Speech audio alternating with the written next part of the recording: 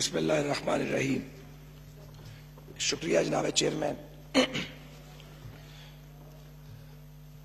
جناب چیئرمین، میں کوشش کروں گا کہ جو وقت دیا گیا اسی دیے گئے وقت میں اپنی بات کی تکمیل کروں۔ جی میں تقریباً 16 ماہ کی قید کاٹنے کے بعد آج مجھے پہلی بار موقع ملا ایوان میں بات کرنے کا۔ بہرحال جو ہونا تھا وہ ہو گیا، اور تمام تر مڈ سلنگنگ کے باوجود پاکستان کی سپریم کورٹ نے مجھے اور میرے بھائی کو جن ریمارکس کے ساتھ بیل دی ہے وہ سب کے سامنے ہے، اب اس کی تفصیل میں جانے کی ضرورت نہیں۔ آج ہم یہاں کورونا پر بحث کے لیے اکٹھے ہوئے ہیں۔ گزارش ہے چیئرمین صاحب کہ نفرت اور تعصب میں گندے ہوئے لوگوں کے ساتھ بات کرنا بہت مشکل ہے۔ یہ جو نفرت اور تعصب ہے یہ ایک ایسی تلخی کو جنم دیتا ہے جس میں آپ سچ نہیں سن سکتے، اور اس نفرت اور تعصب کو ہم نے ہوا نہیں دی۔ اس لیے اگر آپ کوئی ٹھیک کام بھی بعض اوقات کرتے ہیں تو آپ کی آواز سنائی نہیں دیتی۔ اس کی بنیاد آپ نے خود رکھی ہے، اس کی اصلاح بھی آپ کو کرنا ہے اگر آپ کو یہ توفیق ہوئی تو۔ کورونا پر بات کرتے ہوئے میرے پاس یہ اتفاقاً تفصیل موجود ہے جو مجھے خواجہ سلمان رفیق صاحب سے ملی ہے۔ میں ایک ایک ہسپتال اور اس کی بیڈ کیپیسٹی بھی گن دوں گا کھڑے کھڑے، اور ان سے استدعا کروں گا کہ پرسوں اگر ممکن ہے اور اگر سکت ہے تو اس کو ڈینائی کریں۔ اس لیے تقریر کرنا بڑا آسان ہے، اگر فگرز نہ ہو تو باتیں کرنی نہیں چاہیے۔ جناب وزیر خارجہ یہاں موجود ہیں، بڑا احترام ہے ان کا ہمارے دل میں۔ انہوں نے جو گفتگو کی میں نے بھی وہ سنی تھی۔ میں بہت معذرت کے ساتھ چاہتا ہوں کہ اس میں ان کو صحیح حقائق نہیں بتائے گئے۔ میں یہ نہیں کہہ رہا انہوں نے حقائق مسخ کی ہیں، سیاستدان حقائق مسخ نہیں کرتا، اس کو فیڈ بیک ٹھیک نہیں ملتا۔ مثلا بتایا گیا کہ 70 لیبز ہیں، تو میں جاننا چاہتا ہوں کہ لیول 3 کی 70 لیبز کی فہرست ذرا ایوان میں لے آئیں، ان سے کہیں جنہوں نے ان کو یہ نام دیے ہیں۔ لیول 3 کی صرف ایک لیب ہے، وہ لاہور میں بنی تھی، دوسری کوئی لیب ملک میں موجود نہیں ہے۔ اب کچھ ڈیولپ کر لی ہوں، 70 لیبز نہیں ہیں۔ اسی طرح کہا گیا کہ ساؤتھ ایشیا میں ہماری ٹیسٹنگ کیپیسٹی سب سے زیادہ ہے، ہم اس کے ساتھ اتفاق نہیں کرتے۔ یہاں تفتان قرنطینہ کی بات کی گئی، کیوں 4-5 ہزار لوگوں کو آپ مینج نہیں کر سکے؟ اگر ایرانی حکومت انہیں دھکیل رہی تھی تو حکومتی حجم بہت بڑے ہوتے ہیں اور ریاستی ادارے ہیں بہت بڑے، ان کے پاس بہت سے وسائل ہیں۔ یہ آپ تسلیم کریں یا نہ کریں، ریالٹی یہی ہے کہ تفتان میں جو افراتفری اور بدنظمی ہوئی ہے اور جس طرح لوگ وہاں سے نکلے ہیں اس کے بعد تباہی میں اضافہ ہوا ہے۔ جناب والا، میں کرونا ٹیسٹ پہ ڈائریکٹلی بات کرنا چاہتا ہوں۔ تقریباً 8,000 روپے کا کرونا ٹیسٹ ہوتا ہے۔ اگر کسی گھر میں ایک کا ٹیسٹ ہوگا اور وہ پازیٹیو نکل آیا اور 5 یا 7 ممبر ہیں، وہ 50,000 روپے خرچے گا۔ سرکاری اسپتالوں میں لائنیں لگی ہوئی ہیں۔ ڈینگی نے جب حملہ کیا تھا تو 800 روپے کا ٹیسٹ تھا پرائیویٹ لیب پہ، ہم 80 روپیز پہ لے کے آئے۔ 8,000 کا ٹیسٹ 2,000 روپے آ سکتا ہے، میکسیمم 2,500 روپے، 10% پروفٹ کے ساتھ۔ اگر گورنمنٹ یہ ایفرٹ کرتی تو ہیلتھ کیئر کمیشن کے پاس وہ سٹینڈرڈ لیبز کی پوری لسٹ موجود ہے، اگر آپ مینج کرتے، اگر پولیٹیکل ول ہوتی تو یہ 8,000 کا ٹیسٹ 2,000-2,500 روپے آ سکتا تھا، 25% پہ آ سکتا تھا۔ ایسی کوئی کوشش آج تک نہیں کی گئی۔ اسی طرح یہ جو ہیپاٹائٹس کی ایک مشین ہے جو ٹیسٹ کرتی ہے، PCR مشین، یہ تھوڑی ماڈیفکیشن کے ساتھ یہ ٹیسٹ کر سکتی ہے کورونا کا۔ اس کے لیے آپ کو کیا چاہیے؟ آپ کو اس کے لیے کمرے کو ایئر ٹائٹ کرنا ہے، بایو سیفٹی کیبنٹ لگانی ہے اور سیفٹی سوٹ دینا آپریٹرز کو۔ اگر آپ یہ ایفرٹ کرتے، آپ 2-3 ہفتوں میں ان PCR مشینز کو جو پنجاب کے ہر ڈویژنل ہیڈ کوارٹر پہ اور اکثر ڈسٹرکٹ ہیڈ کوارٹرز پہ موجود ہیں کنورٹ کر سکتے تھے کورونا ٹیسٹ کے لیے۔ آپ نے ایسی کوئی ایفرٹ نہیں کی۔ اگر کی ہوتی تو آپ ایوان میں لاتے اس بات کو۔ آج تک حکومت کی طرف سے ہم نے یہ بات نہیں سنی۔ میری تجویز ہے کہ آپ حضرائے کرم اب بھی اس بات پر توجہ دیں اور ان PCR مشینز کو کنورٹ کریں تاکہ آپ کی جو ٹیسٹ کیپیسٹی ہے وہ بڑھ جائے۔ وہ نیری تنقید کرنا تو مقصد نہیں ہے، ہم نے اگر آئینہ دکھانا ہے تو اس کے لیے ہم اپنی تجویز بھی ضرور آپ کی خدمت میں اخلاص کے ساتھ پیش کریں گے تاکہ لوگوں کی زندگی بچے۔ دوسری گزارش یہ ہے کہ یہ جو کہا جا رہا ہے کہ ایک ڈیٹا دیا جا رہا ہے اتنی اموات ہو گئی ہیں بدقسمتی سے، اور یہ متاثرین ہے، ڈیٹا غلط ہے۔ 22 کروڑ کا ملک ہے، ٹیسٹنگ کیپیسٹی آپ کی ہے کوئی نہیں۔ آپ کو تو معلوم ہی نہیں ہے کہ پاکستان میں کرونا کے پیشنٹ کتنے ہیں۔ آپ کو معلوم ہی نہیں ہے کتنی اموات ہو رہی ہیں کورونا سے, جو رپورٹ ہوتی ہے وہ آپ بتا دیتے ہیں. جب تک آپ ٹیسٹنگ کیپیسٹی کو فل ٹرم میں لے کے نہیں آتے اور تمام وسائل کو جھونک نہیں دیتے, تب تک آپ کیسے قومی منصوبہ بندی کریں گے؟ یہ کوئی الزام نہیں ہے کہ آپ کو جان بوجھ کے کر رہے ہیں, لیکن اگر آپ کو ٹھیک فیڈ بیک نہیں دیا جا رہا, آپ کے وزیر صحت ہی کوئی نہیں ہے, وزیر اعظم صاحب وزیر صحت ہے, یہ ہماری حکومت ہو یا آپ کی حکومت ہو, یہ سب کے لیے برابر ہے. جب ہم کسی محکمے کا منسٹر نہیں بناتے تھے اور وزیر اعظم فیصل آباد کا گھنٹہ گھر بنے گا, کسی بھی دور میں کام خراب ہی ہوگا, ٹھیک نہیں ہوگا, تو وزیر صحت صاحب کو یہاں بیٹھنا چاہیے تھا. یا منسٹر وہ ایڈوائزر صاحب موجود ہیں, وہ لوگوں کو اور عوام کو جواب دے نہیں ہے, ووٹ لے کے نہیں آئے ہوئے. جو لوگ ووٹ لے کے آئے ہوئے ہیں ان کے پاؤں زیادہ جلتے ہیں, ان کو یہاں بیٹھنا چاہیے تھا.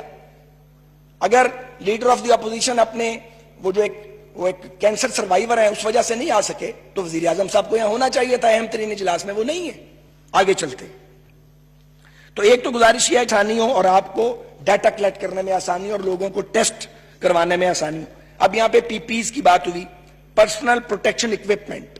گورنمنٹ کا موقف ہے کہ یہ جو کورونا وارڈ میں کام کرتے ہیں ڈاکٹرز اور پیرامیڈکس, ان کو ملے گا.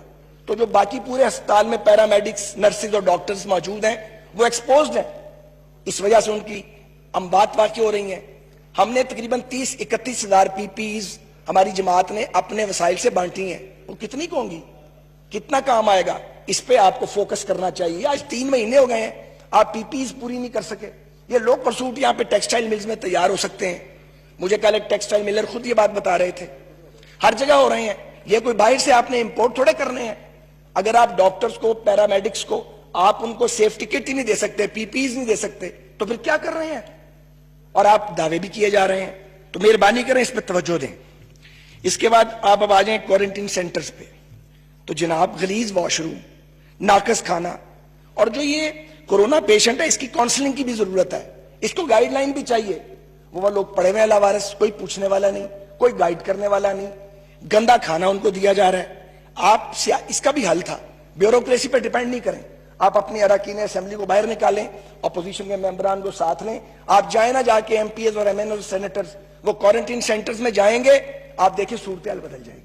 تو میں یہ تجویز پیش کرتا ہوں کہ آپ سرکاری ممبر اور اپوزیشن کے ممبرز کی ٹیمیں بنائیں اضلاع میں, وہ جا کے کوارنٹین سینٹرز پہ ایڈمنسٹریشن کو ساتھ لیں. آپ کا معیار بدل جائے گا, آپ کو اس کا کریڈٹ ملے گا اور لوگوں کو سکون ملے گا. آگے چلتے ہیں. یہ جو پاکستانی باہر سے آ رہے ہیں یہ بڑا سیریس معاملہ ہے, اور میں قریشی صاحب اور بھی سینئر ان کے لوگ یہاں بیٹھے ہوئے, ان سے استدعا کروں گا. یہ ریئلٹی ہے کہ یہ جو ہوٹلز میں لوگ رکتے ہیں آ کے, ہوٹلز والے انہیں دونوں ہاتھوں سے لوٹ رہے ہیں. ان کا جو ٹیسٹ ہے 6 دن اس کی رپورٹ نہیں آتی. اب وہ ایک ہفتے کا کرایہ دگنا کرایہ دے رہے ہیں. کوشش کریں کہ جو لوگ باہر سے آ رہے ہیں 24 گھنٹے میں ان کے ٹیسٹ کی رپورٹ آئے. اگر نیگیٹو ہے وہ گھر جانے والے بنے, اور وہ جو فالتو پیسے دے رہے ہیں ان کو نہ دینے پڑے.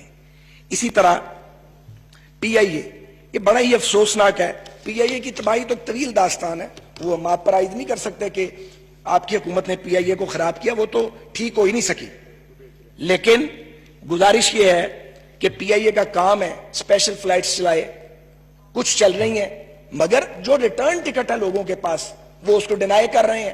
میں پوری ذمہ داری سے یہ گزارش کر رہا ہوں, پی آئی اے کو حکم دیں کہ وہ ریٹرن ٹکٹ کو ڈینائی نہیں کریں اور ایکسٹرا کرایہ نہیں مانگیں. اب اگر یہ جواز ہے کہ جی ہم ایک سیٹ چھوڑ کے ایک سیٹ میں لے کے آتے ہیں, تو یہ پھر اب ریاست کی ذمہ داری ہے. لوگ کہاں سے وہ ریٹرن ٹکٹ لے کے بیکار ہو گئے ہیں ان کے, اور اوورسیز پاکستانیز جو ہیں ان کی آواز تو پی ٹی آئی گورنمنٹ کو زیادہ سننی چاہیے. تو یہ آپ اس مسئلے پہ بھی توجہ دیجیے. اسی طرح دیکھیں پاکستانی قوم میں اہل خیر اور اہل ثروت کی کمی نہیں ہے. بے شمار این جی اوز نے کام کیا, لوگوں نے کام کیا, ہم نے بھی انفرادی طور پہ اپنے اپنے علاقوں میں کام کیا. کتنا اچھا ہوتا اگر حکومت اس کا ایک ڈیٹا تیار کرتی. اس کا فائدہ یہ ہوتا کہ جو ایریاز این جی اوز نے یا اہل ثروت نے کور کیے, آپ کو ان ایریاز میں دوبارہ ڈپلیکیٹ نہیں کرنا پڑتا. وہ 8,000 یا 3,000 یا 12,000 بھی مل رہا ہے, ادھر سے بھی راشن جا رہا ہے بعض لوگوں کو, اور بعض لوگ بھوکے بیٹھے ہوئے ہیں. تو آپ کو میں استدعا کرتا ہوں اب بھی آپ یہ کریں کہ آپ جو ملک بھر میں صوبائی حکومتوں کو کہیں کہ این جی اوز کے ساتھ کانٹیکٹ کریں اور اہل ثروت کے ساتھ, اور جو لوگ یہ کام کر رہے ہیں ان کا ایک ڈیٹا بینک آپ بنا لیں, تاکہ یہ پتہ نہیں کب تک اس وبا سے ہم نے لڑنا ہے. سارا بوجھ حکومت نہ اٹھائے اور حکومت وہاں فوکس کرے جہاں اہل ثروت یا این جی اوز فوکس نہیں کر رہی. اور آگے چلتے ہیں. गुजारिश ये है कि बहुत अफसोस होता है, सिंध में हमारी हुकूमत नहीं है, लेकिन ये रवैया ठीक नहीं है कि फेडरल मिनिस्टर्स जो हैं वो डंडे पकड़ लें और एक सूबाई हुकूमत पे हमला कर दें जाके। उसके बाद रोजाना प्रेस ब्रीफिंग हो कि सिंध गवर्नमेंट को पिन डाउन कैसे करना है। अगर आप ये काम शुरू कर देंगे वो आपको जवाब देंगे। जवाब देना तो पीपल्स पार्टी को सबसे बेहतर आता है, तो ये फिर इसी काम में आप लग जाएंगे। ये कोरोना से आप नहीं लड़ सकेंगे। इसको पॉलिटिकल पॉइंट स्कोरिंग इसको छोड़ दें। हमें मशवरे देते हैं, खुद वही काम करते हैं। अपने लोगों को समझाएं। आप में समझदार लोग भी बहुत बड़ी तादाद में मौजूद हैं। ये कौन सा टाइम है, बाद में लड़ लेंगे एक दूसरे के साथ। सुप्रीम कोर्ट की ऑब्जर्वेशंस, कैटेगोरिक ऑब्जर्वेशंस आई हैं। गैर शफाफियत पर सुप्रीम कोर्ट ने बात की और हुकूमती हिकमत अमली ना होने की बात की। ऑपोजिशन नहीं कह रही, सुप्रीम कोर्ट ऑफ पाकिस्तान कह रहा है। जिसके हवाले देते आप नहीं थकते, जिसके बारे में आप कहते हैं कि एक बार सादो गरमीन का भी आपको सर्टिफिकेट मिल गया था माजी में, अब ये सर्टिफिकेट मिला तो आप कबूल करने के लिए तैयार नहीं है। हर सर्टिफिकेट फिर कबूल किया कीजिए। इसी तरह जनाब गुजारिश ये है कि 5500 रुपए का हदफ था FBR का, सुना 3700 अरब बड़ी मुश्किल से इकट्ठा होगा। कोरोना टैक्स से पहले के ये हालात हैं, अब तो माशी सूरत हाल और अबतर हो जाएगी। पूरी दुनिया की हो रही है, पाकिस्तान भी फेस करेगा। आप किस काम पे लगे हैं कि शहबाज शरीफ को दोबारा जेल कैसे भेजना है। अभी भी एक मुआविन खुसूसी प्रेस कॉन्फ्रेंस कर रहा है। खुदा का वास्ता, आगे आपने मजा चख नहीं लिया। हम सबको जेलों में भेजा, हम अदालतों से कोई साल बाद, कोई सवा साल बाद, कोई 1.5 साल बाद, कुछ अभी भी पड़े हैं। खुर्शीद शाह साहब किधर है? तकलीफ होती है। एक आदमी जो एक वजादारी का पैकर है, वो एक आदमी पड़ा हुआ वहां पे कितने अरसे से। हमजा शहबाज पड़ा हुआ है। हम मुकद्दर वाले थे, जेलें काट के आ गए, ये बैठे हुए आपके पास। बस कर दो यार, बस कर दो। इसमें से आपको मिला भी कुछ नहीं। ये करप्शन का जो मंत्रा आपने बोला था, ये फेल हो गया काम, ये आइंदा भी फेल ही होगा। और मैंने हमेशा कहा, नैब का इस्तेमाल किसी दौर में ठीक नहीं हुआ, हमारे दौर में भी ठीक नहीं हुआ। इसको छोड़ दें, आप मुल्क को आगे लेके जाएं। जो सरमायादार है, ये मैं इसलिए कह रहा हूं कि जिसने इन्वेस्टमेंट करनी है वो पैसा बाहर ले गया। सिविल सर्वेंट काम करने को तैयार नहीं है। आप एक ऑर्डिनेंस लाए थे, वो लैप्स हो चुका है, आप आराम से बैठे हुए हैं। तो नुकसान तो आप अपना कर रहे हैं, हुकूमत आपकी है। कोई शख्स साइन करने के लिए फाइल पर तैयार नहीं है, काम कैसे होगा? इस पर तवज्जो दीजिए। और ये इंतकाम अगर बहुत जरूरी है लेना हमसे, और अभी आपका रांझा राजी नहीं हुआ, अभी नफरत खत्म नहीं हुई, तो रखें। हमने नफरत नहीं करनी, हमें भी आती है करनी, लेकिन इसका कोई टाइम होता है। हम हालत जंग में हैं और आप अपोजिशन के साथ जंग कर रहे हैं। एक आपने APC की है, प्राइम मिनिस्टर तशरीफ ले गए उसमें से, उनकी दिलचस्पी का आलम यह था। तो कौमी वहदत के बगैर, कहना यह चाहता हूं, इकट्ठे किए बगैर हम ये मुल्क आगे नहीं जा सकता। आपकी नजर में हम सारे चोर हैं, हमारे वोटर समझते हैं कि हम बेहतर हैं, तो ये डिवीजन है, इसका मतलब है। इसको इकट्ठा करें, कम से कम कोरोना के खिलाफ इकट्ठे हो जाएं। मैं जनाब गुजारिश ये कर रहा था, आपने टाइगर फोर्स बनाई, आपको मुतलिक फायदा नहीं हुआ। यकीन करेंगे, ड्रामे सारे बारी बारी अपनी अपनी हुकूमतों में कर चुके हैं, इसका फायदा कोई नहीं होता। मुझे ये पता ये आइडिया किसने दिया था। जिसने आइडिया दिया था वो कभी काउंसलर नहीं हुआ। इस काम को छोड़ दें, रियासती मशीनरी को इस्तेमाल करें। और सरकारी, और PM साहब की मैंने खुद तकरीर सुनी, वो फरमाते हैं कि मैं ऑपोजिशन पे बुरा वक्त आ गया कोरोना की वजह से, आपकी हुकूमत है, आप हल्के मजबूत करें। यार ये क्या अप्रोच है? ये कौमी अप्रोच है किसी वजीर आजम की? अब दूसरी बार उनसे मेरी इस्तदा इस तरह की बात ना करें, ये वजीर आजम के शायान नहीं है। मैं अपनी बात को समेटते हुए कहना चाहता हूं, डेंगू दौर का डैशबोर्ड आज आप इस्तेमाल कर रहे हैं आलमी सतह का, हमें खुशी है इस बात की। CCI का इजलास आपको बुलाना चाहिए, वहां लॉकडाउन के फैसले कीजिए। दूसरी बात यह है कि लॉकडाउन सॉफ्ट होगा या हार्ड होगा, इसका फैसला करें जब आपके सामने सही डाटा आए। डाटा आपके सामने मौजूद नहीं है। PMDC को फौरी तौर पे बहाल कीजिए, उसकी डिले जो है वो कौमी मफाद के खिलाफ है। टेस्टिंग के दायरे को आप डाउन स्ट्रीम लेके जाइए। आपसे गुजारिश ये है कि ज़राअत के लिए स्पेशल पैकेज लाइए। और जरूरी है कि बिजली के बिल छोटे काश्तकारों के 15 एकड़ जमीन पर आबियाना और जो ज़रई कर्जे हैं और उन पर इंटरेस्ट की वसूली, इसको मौखर कीजिए। इसी तरह गंदम की कलेक्शन का टाइम आने वाला है, वहां पे ऐसे बंदोबस्त कीजिए कि बारदाने की तकसीम के दौरान कहीं वही जगह कोरोना फैलाने का बाइस न बन जाए। आपके पास जो कोरोना की निगरानी की कमेटी है, नेशनल कमेटी, उसमें आपको अपोजिशन की आदत को भी शामिल करना चाहिए। آخر میں 2 منٹ میں بات کو ختم کروں گا. یہ مجھے تو سلمان رفیق صاحب سے ڈیٹا ملا, میں سورس بھی بتا دیتا ہوں, اگر غلط ہے تو آپ کو چاہیے پرسوں اس کو ڈینائی کریں. پنجاب میں بہاولپور میں 730 بیڈ کا اضافہ ہوا ہے. بہاول وکٹوریا اسپتال پرانا ہے, اپ گریڈ ہمارے دور میں ہوا ہے. کڈنی انسٹیٹیوٹ 150 بیڈ کا, کارڈک انسٹیٹیوٹ 150 بیڈ کا, ریجنل بلڈ سینٹر بہاولپور میں, سول ہسپتال بہاولپور 400 بیڈ کا, ڈرگ اسٹیٹ لیب, اور اسی طرح بہاول وکٹوریا میں 30 بیڈ کا آئی سی یو اور وینٹیلیٹرز. لودھرا 200 بیڈ کا نیا ہسپتال. اسی طرح ڈیرہ غازی خان نیا میڈیکل کالج, پرانے ہسپتال کی اپ گریڈیشن, 500 بیڈ کا نیا block. Muzaffargarh Tayyip Erdogan hospital 400 bed. Multan پیر صاحب بھی بیٹھے نے تھی.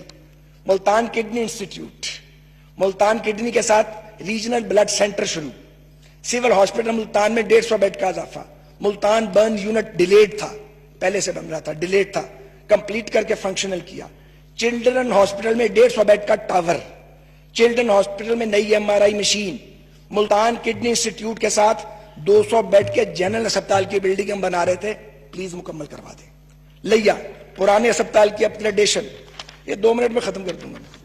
سائیوال نیا میڈیکل کالج, پرانے ہاسپٹل کی ایمرجنسی کی اپ گریڈیشن, 500 بیڈ کے ہاسپٹل شروع کیا. 2018 31 مئی تک کمپلیشن تھی, ابھی تک آپ نے مکمل نہیں کیا. لاہور چلڈرن ہاسپٹل میں 600 بیڈ کا اضافہ, جنرل ہاسپٹل لاہور میں 400 بیڈ کا اضافہ, جنا ہسپتال میں برن یونٹ, سروسز ہسپتال میں 400 بیڈ کا اضافہ. ہاسپٹل میں جس کا ذکر کیا گیا سرجیکل ٹاور میں 450 بیڈ کا اضافہ. PIC میں 200 بیڈ کی ایمرجنسی. شادرہ, رائے ونڈ, سبزہ سمن آباد, کانا, غازی آباد, میاں میر, مناواں, بیدیاں, ان سب میں نئے ہسپتال, کوئی 25% بن گیا, کوئی 50% بن گیا, کوئی مکمل ہو گیا. اور اس کے بعد PKLI جس کا ثاقب نثار صاحب بیڑا غرق کر گئے تھے, اور جو state of the art institute ہم بنا رہے تھے. فیصل آباد, غلام محمد آباد ہسپتال, سمن آباد ہسپتال, چلڈرن ہسپتال, گجرانوالا نیا میڈیکل کالج کے ہاتھے میں 500 بیڈ کا ہاسپٹل. سیالکوٹ نیا میڈیکل کالج, سرگودا نیا ہسپتال 250 bed. Pindi institute of cardiology, Benazir Bhutto شہید ہسپتال میں نئی ایمرجنسی. یورولوجی انسٹیٹیوٹ کی بلڈنگ, وہاں میں 100 بیڈ کا نیا ہسپتال. بہت سارا بھی اس میں نہیں ہے. ناروویل 200 بیڈ. اور آخری بات یہ ہے کہ حضور پولیو ختم ہو گیا تھا. پولیو اس صوبے سے پورے ملک میں واپس آ رہا ہے جہاں 7 سال سے آپ کی حکومت ہے. آخر میں صرف یہ کہوں گا کہ 2 سال گزر گئے ہیں, اگر 5 سال رہنا بھی ہے تو بھائی جان 2 سال گزر گئے ہیں, اب بھی وقت ہے. یہ کورونا آ گیا ہے, ایک عذاب, ایک آزمائش, اس کی بنیاد پر ہی قوم کو اکٹھا کر لیں, اپنی صفوں کو منظم کر لیں, ریاست پاکستان کو چلانے کی کوشش کریں. گالیوں سے, بہتانوں سے, جیلوں سے, زندانوں سے, مقدمات سے پاکستان پیچھے جائے گا, آگے نہیں.